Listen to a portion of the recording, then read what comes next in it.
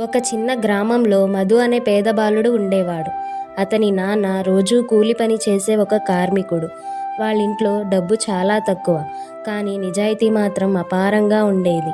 ఒకరోజు మధు చదువుతున్న పాఠశాలలో సైన్స్ ఫెయిర్ జరుగుతుందని చెప్పారు.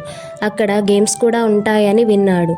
మధుకి కూడా వెళ్ళాలని చాలా అనిపించింది, కానీ ఇంట్లో డబ్బు లేదు. ఆ రోజు సాయంత్రం పని ముగించుకొని మధు వాళ్ళ నాన్న ఇంటికి వచ్చాడు. ఆ రోజు అతని సంపాదన 50 రూపాయలు మాత్రమే.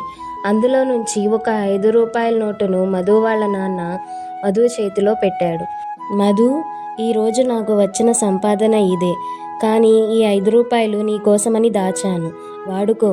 కానీ ఒక మాట గుర్తుపెట్టుకో, నీది కాని దాన్ని ఎప్పటికీ తీసుకోకు, నిజాయితీదారిని ఎప్పుడు వదలకు అని చెప్తాడు. అది విని మధు కళ్ళలో నీళ్లు తిరిగాయి.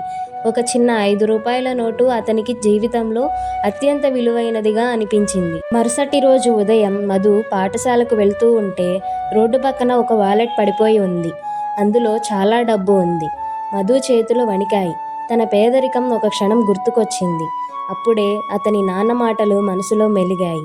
నీ కళ్ళకు కనిపించినవన్నీ నీవి కావు, నీ నిజాయితీని కోల్పోయేంత విలువ ఏ కోరికకి లేదు.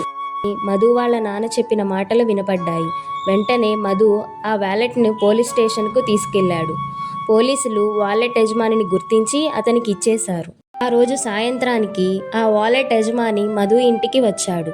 అతని ముఖంలో నిజమైన కృతజ్ఞత కనిపించింది. అతను మధుతో, నీలాంటి పిల్లలు లేకపోతే ఈ ప్రపంచమే పేదదైపోతుంది, నీ నిజాయితీకి ఇది నా చిన్న బహుమతి అని ఒక ప్యాకెట్ ఇచ్చాడు.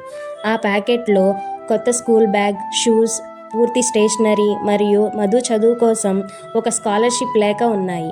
అది చూసిన మధు వాళ్ళ తల్లిదండ్రుల కళ్ళల్లో ఆనందపు కన్నీళ్లు వచ్చాయి. మధు, ఈరోజు నువ్వు నన్ను గర్వపడేలా చేశావు. ఈరోజు నువ్వు తీసుకున్న నిర్ణయం నువ్వు ఎలాంటి మనిషిగా మారబోతున్నావో చూపిస్తుంది అని మధు వాళ్ళ నాన్న చెబుతాడు. ఆ మరుసటి రోజు మధు కొత్త స్కూల్ బ్యాగ్, కొత్త షూస్ వేసుకుని పాఠశాలకు సంతోషంగా వెళ్ళాడు.